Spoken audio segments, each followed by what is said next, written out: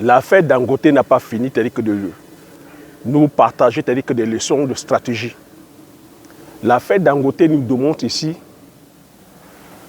combien de fois, c'est-à-dire que voilà, on se doit, c'est-à-dire que d'être très très wise lorsqu'on veut aller entreprendre. On se doit d'intégrer, c'est-à-dire que la stratégie, c'est-à-dire que dans tout ce qu'on veut aller, c'est-à-dire que faire. J'ai coutume, c'est-à-dire qu'à vous dire ici que c'est la stratégie, c'est-à-dire que c'est le fin mot de l'entrepreneur, de l'investisseur. Parce que c'est-à-dire que dans le business, c'est une question, c'est-à-dire que voilà, de mental, d'état d'esprit, de stratégie. Parce qu'en face, tu es appelé à dealer avec des hommes.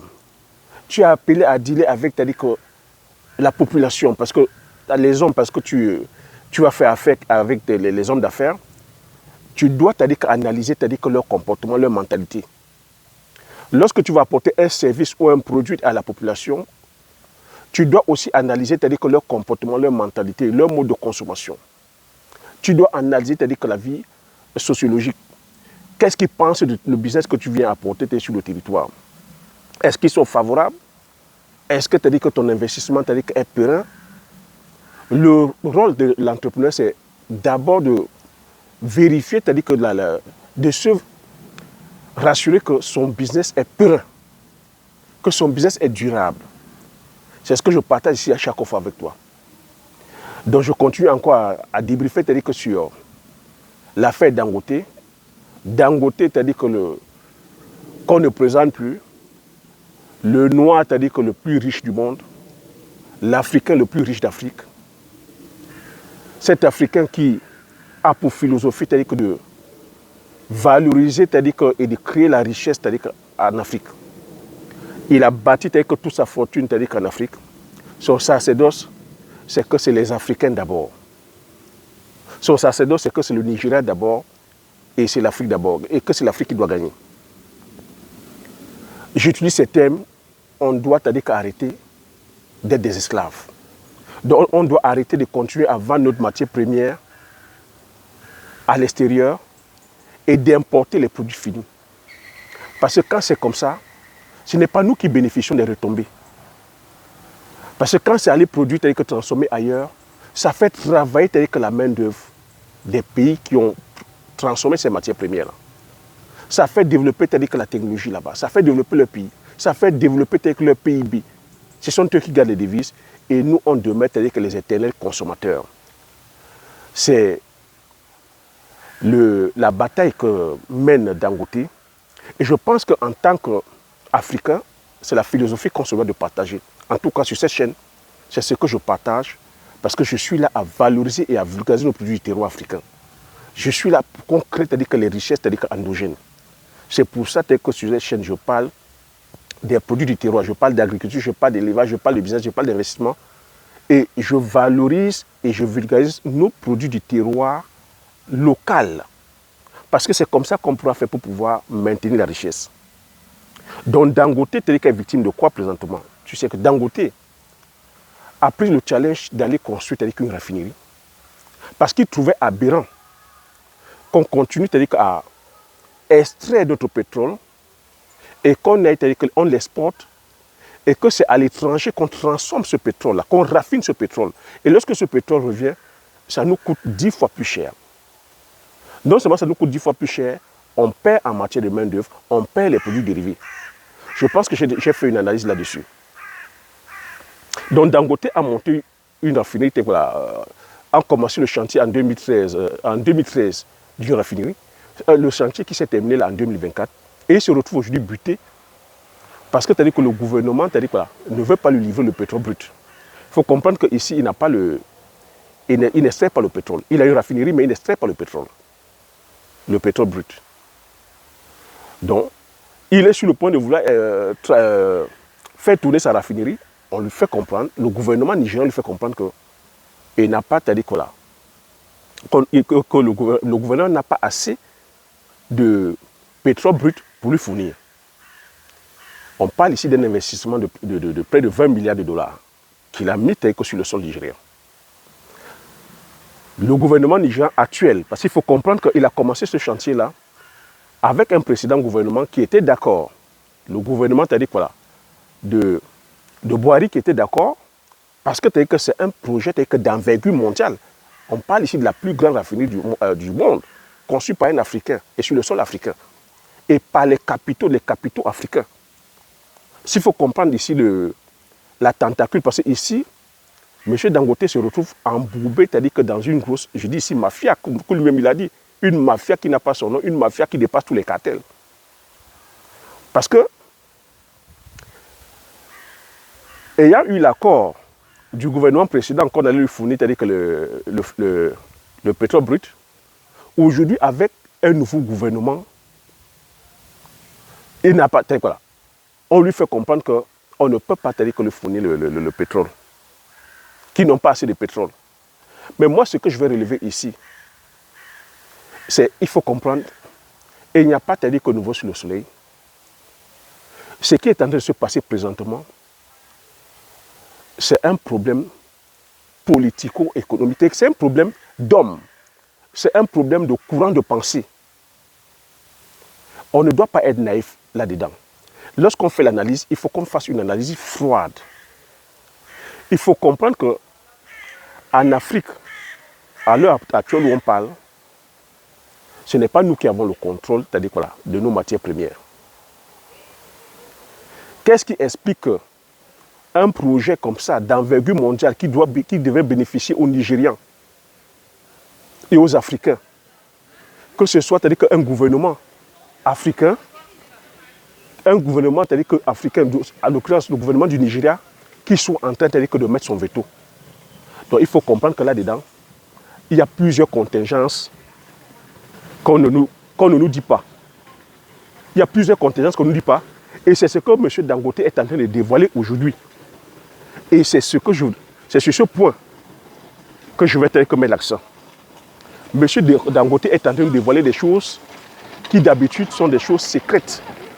Des choses qui se discutent dans vraiment, c'est-à-dire que dans les bureaux filtrés, les choses secrètes, c'est des fois des dossiers, c'est-à-dire que défense, des dossiers secrets de défense, des dossiers d'État qu'on ne dévoile pas. Parce que quand on parle ici des projets, c'est-à-dire que de 20 milliards de dollars, c'est le budget, c'est-à-dire que c'est le PIB de certains pays. Donc, il faut comprendre ici que la question qu'on va se poser, que j'ai déjà développée peut-être que sur certaines vidéos, qui n'a pas intérêt que M. Dangote, c'est-à-dire que voilà, fasse tourner sa raffinerie?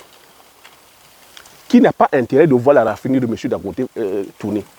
On sait qu'il y a des compagnies comme ça, occidentales, qui sont là, qui exploitent le pétrole, qui exploitent le sous-sol africain depuis des décennies. Ces compagnies occidentales ont des puits. Ce sont eux qui viennent apporter l'expertise pour nos différents pays. Raffinent, c'est-à-dire extraient le pétrole et ont des contrats, c'est-à-dire d'exploitation. Et ont des contrats aussi, c'est-à-dire pour pouvoir, c'est-à-dire avoir des parts de pétrole, acheter les quantités de pétrole, afin d'aller raffiner dans leurs différents pays et nous ramener ça à prix d'or. Vous connaissez ces différentes compagnies. C'est les Exxon, c'est les Mobil, c'est Total Energy, c'est Shell. Et on sait aussi que, j'ai coutume à vous dire, c'est l'économie qui tient la politique. Comment est-ce que nos différents chefs d'État se mettent en place? Ça a été démontré que ce sont ces compagnies-là qui viennent installer nos chefs d'État. Donc le problème qui est là présentement avec M. Aliko Dangote,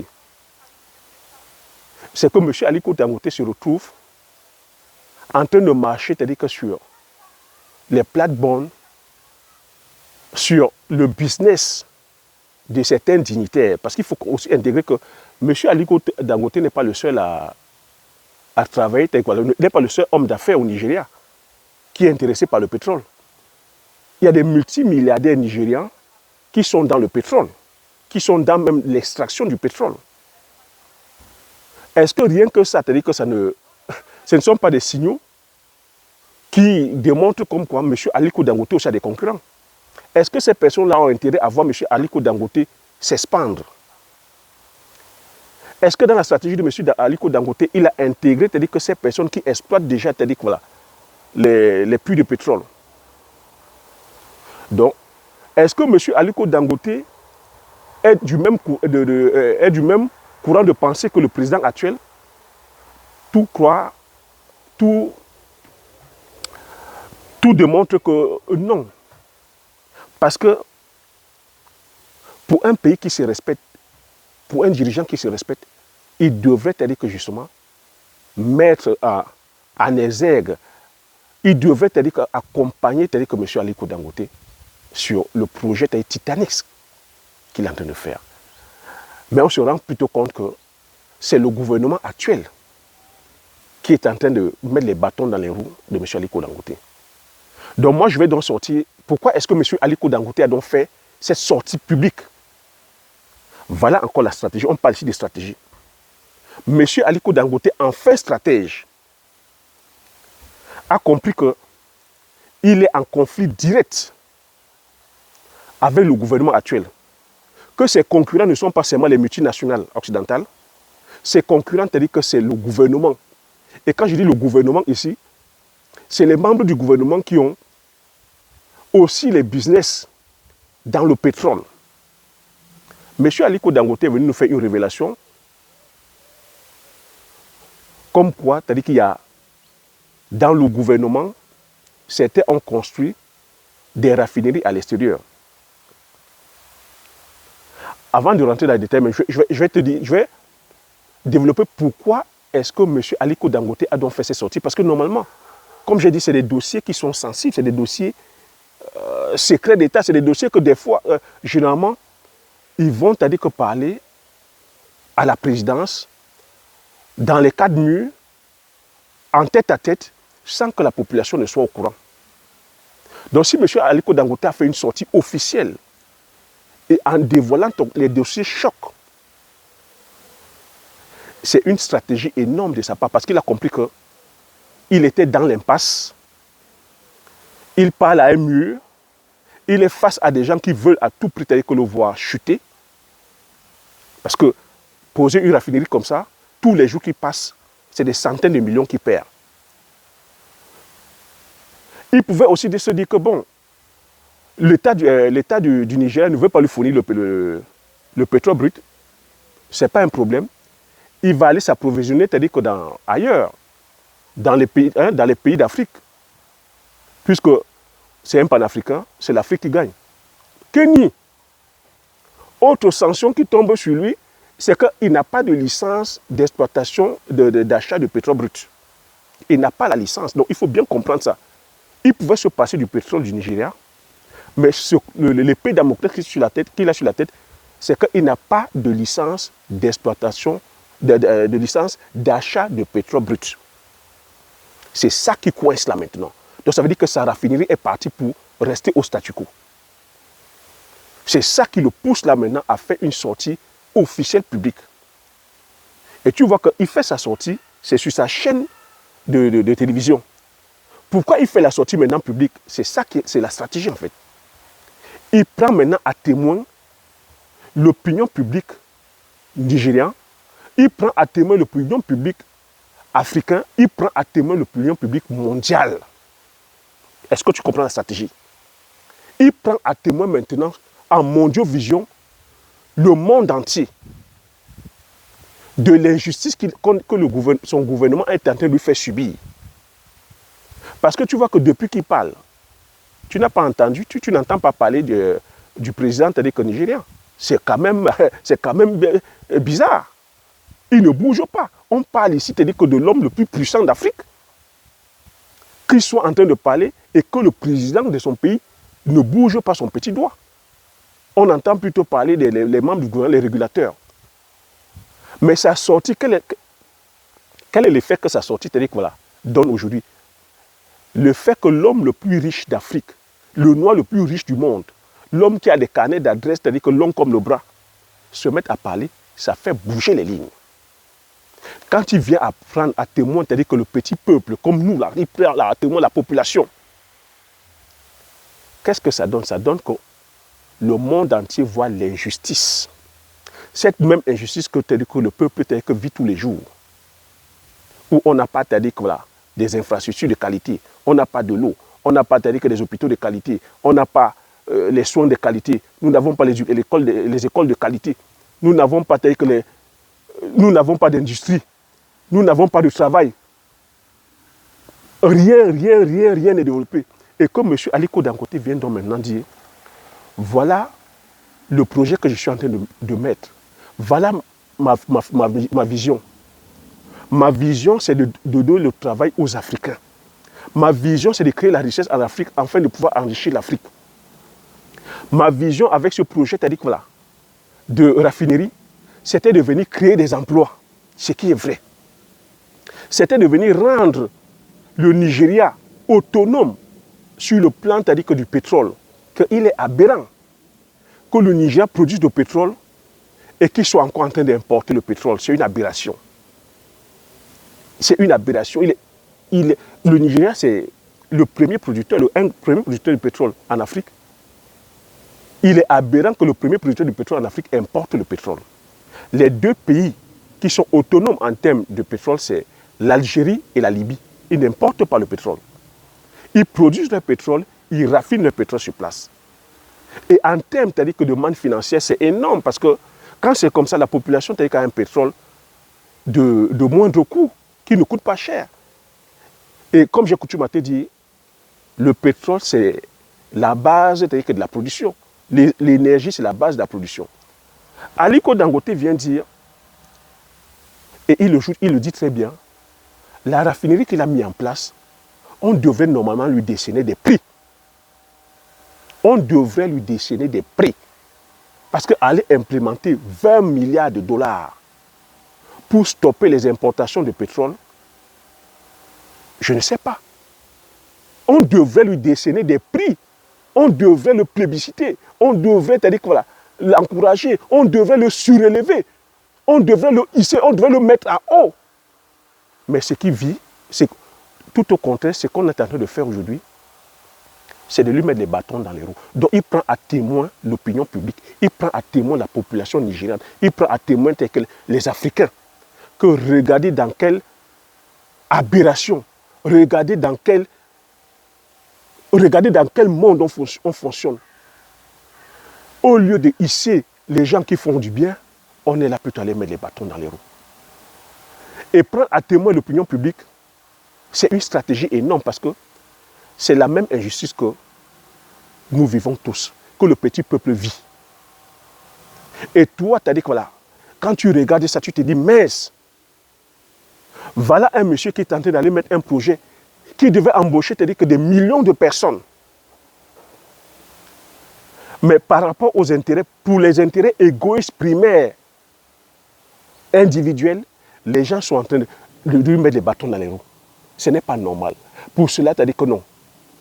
On ne doit pas laisser passer ça. On ne doit pas laisser passer ça. Parce qu'il faut comprendre ici que le gouvernement, c'est-à-dire que voilà, est là. Eux, ce sont eux qui ont le stylo pour signer les lois, les décrets. Mais le peuple a ce pouvoir-là que le peuple peut décider de qui est là-bas. Le peuple peut inverser les choses, peut changer les choses. Donc il prend maintenant à témoin le peuple. Parce qu'il sait qu'en face, il parle à des murs. Il sait qu'en face, il parle à ses concurrents. Et que ses concurrents sont là pour lui mener la vie dure. Les concurrents ici, c'est quoi? C'est les multinationales. Hein? Les concurrents, c'est quoi? C'est le gouvernement qui est en place. Parce qu'ils ont le business. Ils n'ont pas intérêt à ce que ce business-là soit aujourd'hui voilà, propre. Que ce business, qui ait de la traçabilité, qui ait de la transparence. Donc, pour moi, la stratégie telle que de faire ce coming out-là, c'est une stratégie qui est énorme, qui est gagnante. La preuve aujourd'hui, c'est en train de faire le tour du monde. C'est en train de faire bouger les lignes. Les politiciens, c'est-à-dire que les Nigériens sont en train de prendre cette affaire à bras le corps. Ça va comme ça, c'est-à-dire que pousser, c'est-à-dire que forcément, c'est-à-dire que voilà, le gouvernement nigérien, dans ses derniers retranchements, à un moment donné, a lâché du lest. Parce que ce que nous sommes en train de vivre, on sait très bien que c'est une cabale. Mais on sait aussi très bien que c'est une grosse mafia, que là-dedans, le président actuel n'est que là en train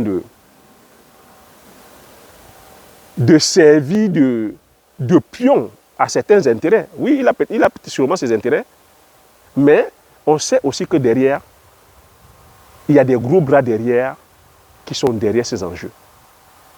Ça devrait nous amener, nous, Africains, je continue encore à dire, à penser d'abord à nos intérêts, comme M. Aliko Dangote fait.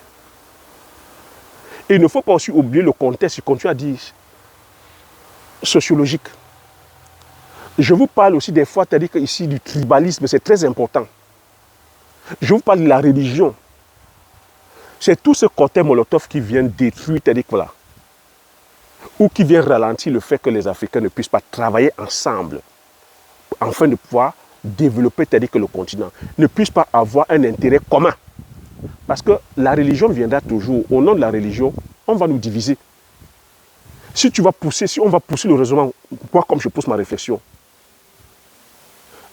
on va diviser la population en disant que, c'est-à-dire que quand les gouvernements, c'est-à-dire que le président était là, c'était des nordistes. Ils ont favorisé Aliko Dangote pour qu'Aliko Dangote puisse avoir que certaines facilités, certains crédits. C'est pour ça qu'il a fait ça, au détriment des sudistes. Maintenant que c'est un sudiste qui est en place, lui aussi, il doit mettre bien ses semblables. Ne cherchez pas à comprendre, c'est comme ça que l'Afrique fonctionne, c'est ça qui nous détruit. La religion. Si ce n'est pas la religion, c'est le tribalisme, pareil. Quand tu as dit qu'on n'élit pas les gens par rapport au programme, on n'élit pas les gens parce qu'ils sont là pour pouvoir œuvrer à ce que tu as dit que voilà, au bien commun, à ce que le pays ou le continent évolue bien, on élit tout simplement les gens parce que, au nom de la tribu, c'est parce que tu as dit qu'il est là, nous on va être bien, on va manger. Donc si vous regardez les dessous de ces affaires-là, c'est une affaire, c'est-à-dire encore des intérêts, c'est-à-dire égoïstes, personnels, des clans. C'est une histoire de clans. Parce que M. Aliko Dangote, la raffinerie, est là bel et bien construite, c'est-à-dire que selon les règles de l'art, 20 milliards, c'est-à-dire qu'on l'a déposé. La seule chose qu'il demande, c'est qu'on lui laisse faire le travail qu'il a, c'est-à-dire que voilà, la vision qui est, c'est-à-dire la vision qu'il a mis en route, qui est celle de venir rendre le Nigeria autonome en termes de pétrole. Il n'y a pas que le pétrole, il y a les produits dérivés qui sont là, l'engrais. Et derrière ça, il dit il a d'autres projets qui sont en cours. Mais quand on le voit, quand on le taxe aujourd'hui de monopole, il préfère ne pas dire que s'engager. Donc vous voyez qu'on va trouver des stratagèmes comme ça pour pouvoir bloquer les choses. Donc ce que je dis ici, c'est que on se doit d'être très aware. On se doit de prendre en compte le contexte politique, le contexte sociologique. Chez nous, c'est très important. Parce que, il ne faut pas oublier l'adage qui dit « diviser pour mieux régner ». Posez-vous la question, pourquoi est-ce que nos différents pays sont toujours instables? Pourquoi il n'y a pas la paix? Pourquoi il n'y a pas la justice? Pourquoi nous ne sommes pas développés? Et à qui profite ce crime? Ce crime profite à ceux qui ne veulent pas nous voir, c'est-à-dire quoi là? Qui ne veulent pas voir la paix, qui ne veulent pas voir la justice, qui ne veulent pas voir la stabilité, qui ne veulent pas voir le développement. Parce que c'est-à-dire que s'il y a tout ça, ben, ils ne pourront plus venir extraire les richesses que nous avons. Ils ne pourront pas, quand je dis ça, vous comprenez que derrière ça, vous avez aussi les compagnies, c'est-à-dire occidentales. Mais maintenant, aux Africains de comprendre ça. Pourquoi les Africains ne peuvent pas travailler ensemble? Pourquoi c'est-à-dire que les chefs, les capitaines d'industrie, les industriels, ne peuvent pas se mettre ensemble afin d'apporter des garanties très concrètes, de même faire la politique, pourquoi pas? Afin de pouvoir, je veux dire, avoir des hommes à la tête du gouvernement qui fonctionnent pour eux. C'est de ça qu'il s'agit. Tu ne peux pas, je continue encore à répéter, c'est risqué d'aller investir plus de 20 milliards de dollars sur un territoire instable. Aller investir 20 milliards de dollars lorsqu'on n'a pas de politique stable. Aller investir 20 milliards de dollars lorsque sur le plan social, Il faut comprendre. Ce n'est pas propre. Parce que si ce n'est pas ça, c'est la population aussi qui ne va pas intégrer ça, c'est le business. La population qui ne va pas comprendre que comment est-ce qu'on peut venir implémenter une usine. Parce qu'il faut comprendre qu'au Nigeria, si on siphonne le pétrole de puits, c'est parce que le pétrole du Nigeria ne bénéficie pas aux Nigériens. Ça ne bénéficie pas à la population nigériane. C'est pour ça qu'il y a le siphonnage. C'est parce qu'il y a des groupes qui sont formés qui vont siphonner le pétrole. Donc quand M. Dangote vient donc mettre un truc comme ça national, il devrait avoir la communication dessus. Cette communication qu'on doit véhiculer, que c'est maintenant un truc national. C'est un fils du pays qui vient faire en sorte que le pétrole du pays bénéficie, c'est-à-dire qu'à la population. Comment? Par le travail. Ça va créer des milliers d'emplois, des centaines de milliers d'emplois. Ça va redistribuer la richesse au pays en payant les impôts. Ça va apporter le pouvoir d'achat. La population nigériane va bénéficier d'un pétrole moins cher. Moins cher. Tout ce que je cite là, c'est largement suffisant pour inquiéter les affaires de Dangote parce que les concurrents qui sont en face ne sont pas les enfants de cœur. Les concurrents qui sont en face n'ont pas les puits de pétrole. Quand ils viennent, ils ont l'expertise. Quand ils viennent extraire le pétrole, ils signent les accords avec les différents chefs d'État afin de pouvoir avoir aussi un quota. Donc quand Dangote, fils du pays, fils du continent, vient mettre une raffinerie, pour eux c'est une menace. Parce qu'ils se disent que Dangote normalement devrait être prioritaire. Pour un pays qui fonctionne normalement, Dangote devrait être prioritaire. Donc si Dangote est maintenant prioritaire, tu vois que les autres se sentent menacés. On a beau s'appeler Dangote, dans ce monde des affaires, on parle des budgets qui dépassent les budgets des pays. Hein. Donc, ce n'est pas une affaire d'enfant de cœur. Ce n'est pas une histoire d'enfant de cœur. Ça frappe et ça frappe sec. Donc, Dangote a compris qu'il est dans le dur. Il a affaire, c'est-à-dire qu'à une mafia, comme lui-même il a dit. Ben, il prend maintenant l'opinion publique à témoin. Donc maintenant, je te pose la question, de toi à moi. Tu penses que Dangote va vendre la raffinerie? Parce qu'il a dit, puisque le gouvernement nigérien tel que l'accuse de monopole, ben, lui, à ce cas-là, il vend sa raffinerie. Il la vend, que le gouvernement vienne acheter. Mais il a aussi expliqué en même temps que le gouvernement a construit 4 raffineries où ils sont incapables, ils sont jusqu'à l'heure actuelle incapables de faire fonctionner ces raffineries-là. Comment on peut l'accuser de monopole? Ben, si c'est ça, que le gouvernement achète sa raffinerie. Parce que lui, il croyait bien faire. Lui, il s'attendait, par exemple, qu'on lui dessine des prix, ce qui est normal. Ben, on est en train de... Plutôt, le message qu'on lui envoie, c'est qu'il est en train de mal faire. Il vend. De toi à moi, tu penses qu'Aliko Dangote,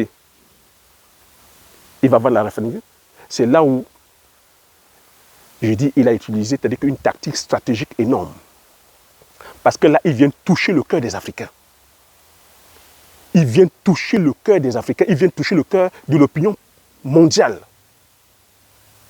Comment on peut laisser un homme de cette envergure? Il a passé plus de 10 ans à bâtir, c'est-à-dire que cette raffinerie. Et on vient le déposer comme ça. De toi à moi. Le cœur que nous avons, même si on dit que les Africains, le problème des Africains, c'est les Africains, nous n'avons pas la pierre à la place du cœur. À un moment donné, on peut redevenir humain. On va se dire non, ce monsieur est en train de vivre l'injustice et ce qui est clair. Et l'opinion publique va se lever et dire non, on n'accepte pas ça. On n'accepte pas cette injustice. Et en mettant la pression, le peuple nigérien va mettre la pression au gouvernement actuel. Le peuple africain mettra la pression. L'opinion publique, même si on sait que derrière, ces gros bras là, que sont derrière, ces gros poissons sont derrière, mais on parle ici, on parle de l'opinion publique, on parle du peuple. On parle des personnes comme toi et moi qui ne voulons pas de cette injustice. On parle des personnes comme toi et moi, c'est nous qui consommons. C'est nous qui consommons. On va dire non. Et en disant non, on peut dire non, on ne consomme pas, c'est-à-dire que le pétrole. Si ce n'est pas le pétrole Dangote, on ne consomme pas, c'est-à-dire que le pétrole, peu importe d'où ça vient. Le peuple a cette force-là. Le peuple a ce pouvoir-là. Et M. Dangote, aujourd'hui, se retourne vers le peuple en disant, regardez, voilà ce que je voulais faire pour vous, voilà ce qu'on me fait, voilà les bâtons qu'on me met dans les roues. Maintenant, c'est à vous de décider. C'est à vous de décider. C'est une stratégie énorme. Et tu verras qu'avec cette stratégie, les choses vont se retourner. Et la pression est déjà en train de... La pression est déjà dans le camp adverse. Les politiciens nigérians sont en train de prendre ça à bras le corps. Ben oui. Parce que c'est la sorcellerie en plein jour. Sorcellerie en plein jour. Que ces gens sont en train de nous faire voir. Et ça, nous sommes en train de voir les vrais ennemis d'Afrique. Les vraies personnes qui empêchent le progrès en Afrique. C'est ce que M. Dangote est en train de nous faire voir. Que voilà les gens. Ceux-là que vous avez élus. Ce sont eux qui sont les vrais freins du progrès de l'Afrique. C'est une stratégie encore énorme que M. Dangote est en train de faire là. Tu vois, c'est en train de faire le tour. On en parle. Que le problème de l'Africain, c'est l'Africain. M. Dangote nous laisse face à nos responsabilités. Et laisse les dirigeants de Nigeria face à leurs responsabilités. Le gouvernement nigérian sera prêt à acheter ces raffineries-là. Ont-ils les moyens de pouvoir acheter que ces raffineries 20 milliards de dollars? Ben, ils n'auront qu'une seule solution. Accorder la licence d'exploitation, d'achat de pétrole brut à M. Dangote, ou soit lui vendre le pétrole brut nigérian. Ils n'ont pas le choix, les gars. Ils n'ont pas le choix. M. Dangote, c'est une pression énorme. Nous sommes en train de voir. Ils n'ont pas de choix que d'accorder à M. Dangote l'exploitation d'achat de pétrole brut, la licence d'achat de pétrole brut. M. Dangote pourra aller acheter dans les pays voisins. Il pourra aller acheter au Cameroun, il pourra aller acheter en Centrafrique, il pourra aller acheter au Gabon, il pourra aller acheter partout où bon lui semble, partout où on veut négocier, on veut faire affaire avec lui. Ou soit, le gouvernement nigérian sera contraint aussi de pouvoir lui céder, c'est-à-dire un certain pourcentage de pétrole extrait au Nigeria. Parce que ce que M. Aliko Dangote a dévoilé aussi, c'est que les membres du gouvernement sont allés construire une raffinerie. La question qu'on peut aussi poser, à quel moment il a su ça? À quel moment il a su cette information? Parce qu'une raffinerie, ça ne se construit pas en 2 semaines ou en 1 an. Et quels sont ceux qui sont derrière ça? Et où est-ce que ces dirigeants ont pris les fonds pour pouvoir construire une raffinerie? M. Aliko Dangote a investi 20 milliards de dollars. Quels sont ceux qui sont derrière cette raffinerie qui est en Malte? On parle encore des informations. C'est Dangote qui annonce ça. À quel moment il a su ça? Donc, il faut comprendre qu'il y a plusieurs tentacules. Et qu'une personne comme M. Dangote, puissant comme il est, pourquoi cette information ne lui est pas parvenue lorsqu'il a commencé son projet? Ou pourquoi cette information ne lui est pas parvenue lorsqu'il était en cours du projet? À quel moment, parce qu'on peut se poser la question, à quel moment est-ce qu'il a eu cette information? Pourquoi l'information n'est pas sortie? On vous parle ici d'une mafia énorme. Hein? Parce que même M. Dangote, pourquoi est-ce que ces équipes ne lui ont pas taillé que de l'information? Pourquoi c'est maintenant qu'on sortait cette information-là? Il faut comprendre que dans les tractations, quand ça rame, bon, c'est la stratégie, chacun joue sa stratégie. M. Dangote a donc joué cette stratégie-là aujourd'hui de mettre à témoin l'opinion publique, l'opinion africaine, l'opinion mondiale. Et c'est une stratégie qui mettra la pression au gouvernement actuel afin qu'il puisse revenir sur leur mafia. Donc voilà le partage que je voulais faire. Donne aussi ton avis concernant cette affaire. Comment est-ce que tu penses que M. Dangote va vendre sa raffinerie? Tu penses que cette raffinerie va s'arrêter de fonctionner? Est-ce que le gouvernement nigérian va fléchir et lui accorder la licence pour pouvoir acheter le pétrole brut à l'extérieur, puisqu'ils disent qu'ils n'ont pas assez de pétrole pour pouvoir le fournir? Bon, on les croit sur parole. Mais pourquoi ils n'accordent donc pas la licence d'achat de pétrole brut à Dangote à l'extérieur? S'ils ne le font pas, c'est qu'il y a un problème. C'est que c'est un problème d'homme, c'est un problème de personne. Vous n'avez pas de pétrole? Bon, c'est pas grave. Mais accordez-moi au moins le droit de pouvoir acheter le pétrole là où bon me semble, pour que je fasse tourner mon business. Mais si vous ne m'accordez pas cette licence-là, c'est qu'il y a un problème. Pourquoi les compagnies étrangères ont les licences et Dangote, qui est nigérian, africain, n'a pas de licence? Allez comprendre. Donc ça veut dire que c'est un problème d'homme. C'est ça le business. Donc je vous laisse aussi, je vous attends les commentaires. Donnez-moi vos suggestions, voilà, qu'est-ce que vous pensez par rapport à ça. Et puis je me ferai le plaisir de les lire. Et puis ça pourra aussi édifier la communauté. Hein. Ça, on parle encore de business. Hein. Quand je partage ici, c'est pour qu'on comprenne que le business, on ne se lève pas comme ça pour aller faire le business. Je parle ici encore des contingences. Vous voyez que des personnes comme M. Dangote rencontrent des difficultés. Qui sommes-nous? On ne peut qu'apprendre. On ne peut que, voilà, en toute humilité aussi, voir. Parce qu'il faut aussi comprendre que ce n'est pas parce qu'on dépense des milliards, ce n'est pas parce qu'on est M. Dangote qu'on ne fait pas des erreurs. Tout au contraire, il continue à faire des erreurs. Lui-même, il le dit. Il continue encore à échouer. Il continue encore à échouer. Mais échouer ici, c'est-à-dire que c'est quoi? Comme je dis, on n'échoue pas en business, on apprend. Et quand je fais des vidéos comme ça, c'est pour qu'on apprenne, pour qu'on en tire des leçons. Parce que moi-même, je suis entrepreneur. Moi-même, c'est-à-dire que j'investis au pays. Je sais c'est quoi risquer son argent. Je sais c'est quoi aller mettre son argent, c'est-à-dire aller avoir une vision, implémenter une vision. Je sais ce que ça coûte de pouvoir perdre de l'argent. Je sais ce que ça coûte de pouvoir, par rapport à une loi, par rapport à des comportements humains, faire bloquer ton business. Je sais.